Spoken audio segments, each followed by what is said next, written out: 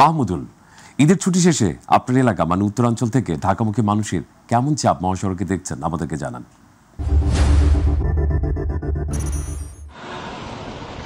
জি ধন্যবাদ মেহেদি। যেমনটা বলছিলেন যে আসলে আপনাকে জানিয়ে রাখি যে যেহেতু ঈদের ছুটি শেষ সে কারণে কিন্তু যে আমরা দেখেছি যে নগরী থেকে যে ঘরমুখ উত্তরাঞ্চলে যে ঘরমুখ মানুষের কিন্তু এবারে যে স্বস্তিতে যে ঈদ যাত্রা সেটি দেখেছি। তবে এই ঘরমুখ মানুষরা কিন্তু তাদের যে কর্মব্যস্ততার জন্য কিন্তু আসলে নগরের দিকে কিন্তু ছুটছে। সেখানে কিন্তু আমরা দেখেছি যে তারা কিন্তু আসলে কোনো ধরনের ভোগান্তি ছাড়াই আমরা দেখছি তারা কিন্তু তাদের যে কর্মস্থলে কিন্তু তারা ফিরতে শুরু করেছে। এবং শেষ মুহূর্তে কিন্তু আমরা দেখেছি যে মহাসড়কে কিন্তু যে বাসের যে চলাচল সেটি কিন্তু আসলেই খুব বেশি আসলে বাস চলাচল করছে, যেহেতু যে ছুটি শেষ সে কারণে কিন্তু আসলে তারা কিন্তু চলছে। তবে আপনাকে জানিয়ে রাখি যে গত 2-4-10 বছরে কিন্তু আমরা যেটি দেখেছি যে মহাসড়কে কিন্তু আসলে অনেকটাই ভোগান্তির শিকার হয় কিন্তু যে সাধারণ মানুষ। এবারে কিন্তু আমরা দেখেছি যে জেলা পুলিশ, ট্রাফিক পুলিশের পাশাপাশি কিন্তু আমরা সেনাবাহিনীর সদস্যদের কিন্তু মহাসড়কে আমরা দেখেছি যে তাদের অবস্থান করতে, এবং এ কারণে কিন্তু আসলে কোনো ধরনের ভোগান্তি ছাড়া এবারের মানুষ কিন্তু স্বস্তিতে ঈদ করতে পারছে। এই কারণে কিন্তু আসলে সাধারণ মানুষের মাঝে কিন্তু স্বস্তির নিঃশ্বাস ফেলতে দেখেছি।